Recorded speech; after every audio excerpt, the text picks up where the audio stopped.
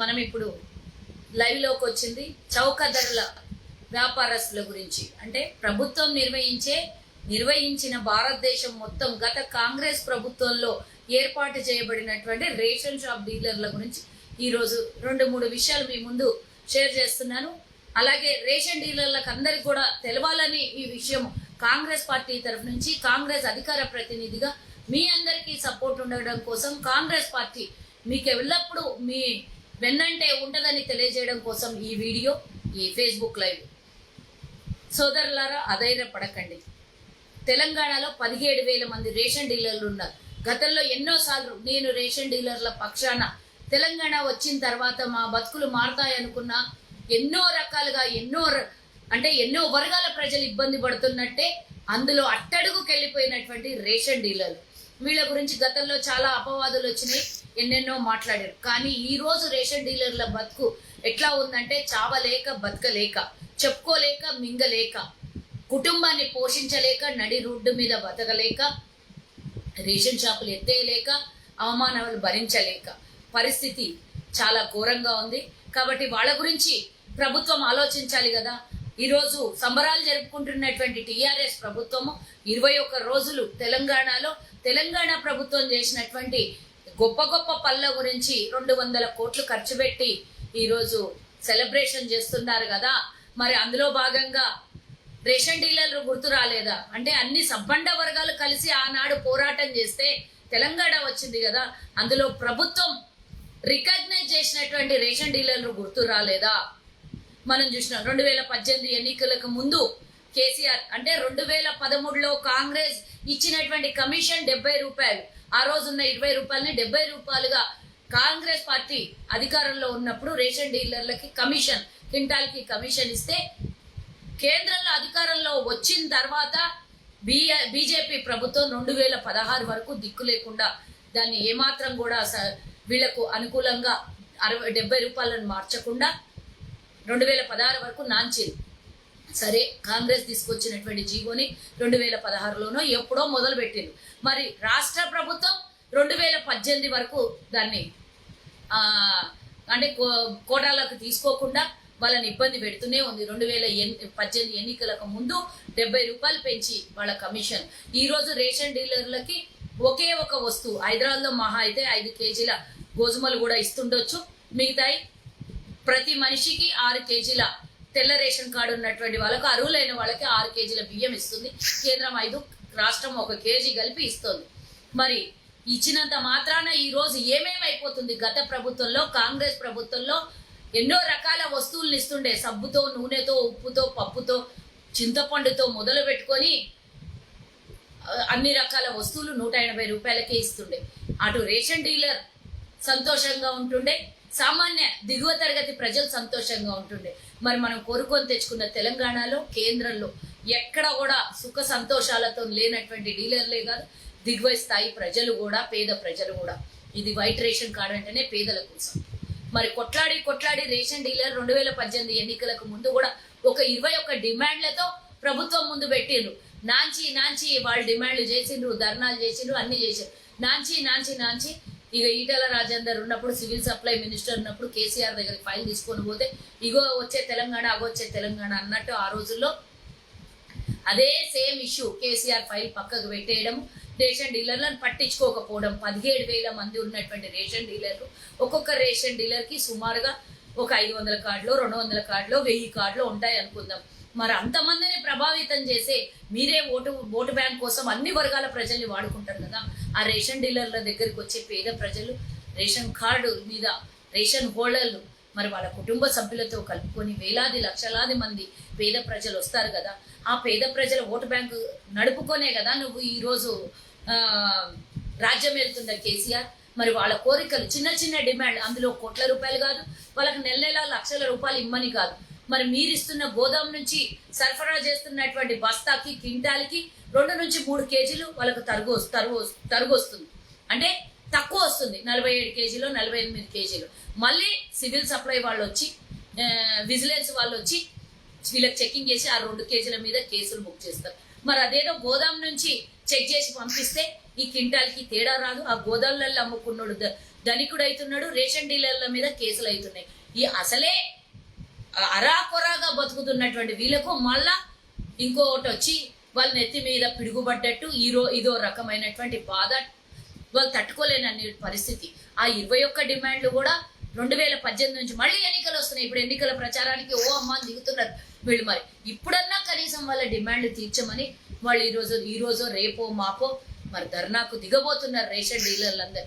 వాళ్ళ కడుపు కాలి చేతిలో పట్టుకున్నటువంటి పరిస్థితి కాబట్టి సిగ్గు కోసమన్నా బతకాల్సి వస్తుంది. కాబట్టి రేషన్ డీలర్లు పెట్టుకున్న చిన్న చిన్న డిమాండ్లను కూడా 70 రూపాయలతో ఏమవుతుంది?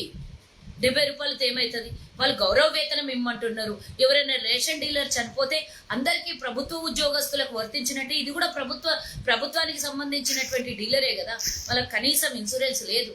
రేషన్ డీలర్ చనిపోతే ఎలాంటి వాళ్ళకు ఏవి కూడా గవర్నమెంట్ అలయన్సెస్ ఏవి కూడా రావు. అంతేకాకుండా ఈ 70 రూపాయలు ఇస్తే వాళ్ళ బతికేది 7,000 రూపాయలు కూడా సరిగ్గా వాళ్ళు అమ్మే రేషన్ షాప్కి 7,000 రూపాయలు కమిషన్ రాదు ఒక్కొక్క షాప్. ఈ రోజు హైదరాబాద్లో ఒక రేషన్ డీలర్ మినిమంగా అద్దెకు తీసుకుంటే ఒక మినిమం 10,000 రూపాయలు దుకాణం ఖర్చు అవుతుంది. ఒక 7 నుంచి 10,000 రూపాయలు పనిచేసే కుర్రోడు తీసుకుంటాడు.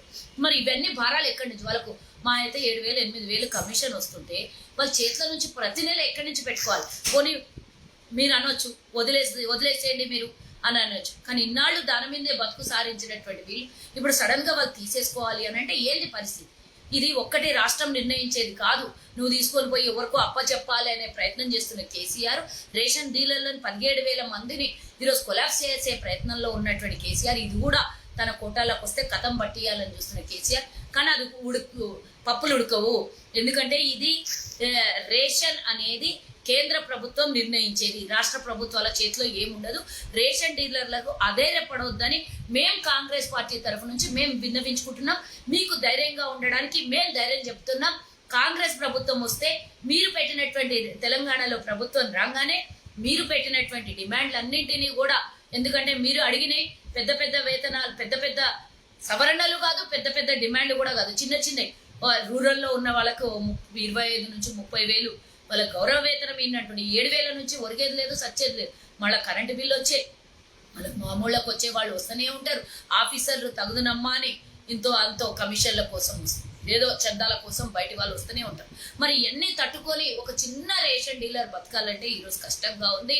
ప్రభుత్వం వీళ్ళు రేపు పొద్దున చేయబోయే ధర్నా కన్నా ముందు దీన్ని వాళ్ళు పెట్టినటువంటి 21 డిమాండ్లని మీరు అంగీకరించకపోతే డెఫినెట్ గా పూర్తి స్థాయిలో తీవ్ర స్థాయిలో పోయినసారి ఏదో కళ్ళబొల్లి మాటలు చెప్పి వాళ్ళని కొంతమందిని కూర్చోబెట్టి మాట్లాడి కన్విన్స్ చేసి వాళ్ళ ధర్నాన్ని విరమింపజేసారు. కానీ ఇప్పుడు అవన్నీ కుదరవు. ఇప్పుడు వాళ్ళు కూడా 5 ఏళ్ల నుంచి, అంతకుముందు 5 ఏళ్ళు, ఇప్పుడు 5 ఏళ్ళు, మళ్ళీ 10 ఏళ్ల నుంచి ఓర్చుకొనే ఉన్నారు. ఎప్పుడో ఓ రోజు మంచి రోజు వస్తుందని. కాబట్టి మంచి రోజులు మాత్రం డెఫినెట్ గా వస్తాయి. నిజమైన తెలంగాణలో 24లో డెఫినెట్ గా వీళ్ళందరి బతుకులు మారుతాయి. డెఫినెట్ గా కాంగ్రెస్ మీకు అండగా ఉంటుంది. ఏదైతే 70 రూపాయల కమిషన్ ఏర్పాటు చేసిందో కాంగ్రెసే కేంద్రంలో ఇప్పటి వరకు కూడా ఏ ప్రభుత్వాలు కూడా మళ్ళీ దాన్ని ఎక్స్ట్రాగా పెంచలేదు.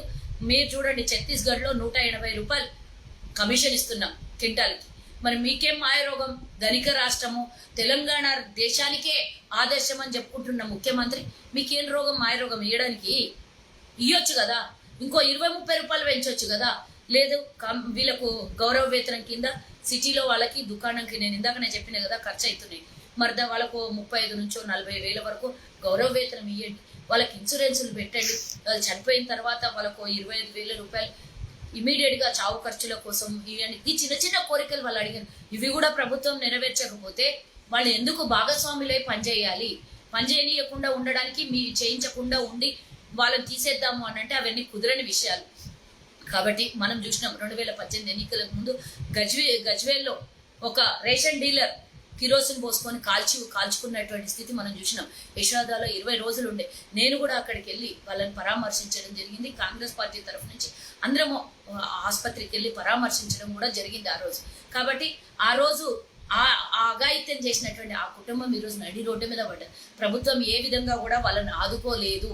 కాబట్టి మేము చెప్తున్నాము, ఈ డిమాండ్లందరూ ఇమీడియట్ గా అంగీకరించకపోతే అవే 2021-18లో పెట్టినే మళ్ళీ ఈ రోజు మీ ముందుకు తీసుకొని వస్తున్నారు. ఆ డిమాండ్లను మీరు ఫుల్ఫిల్ చేయకపోతే డెఫినెట్ గా వీళ్ళ పక్షాన కాంగ్రెస్ నిలబడి ఎంత పోరాటానికైనా సిద్ధంగా ఉంటది.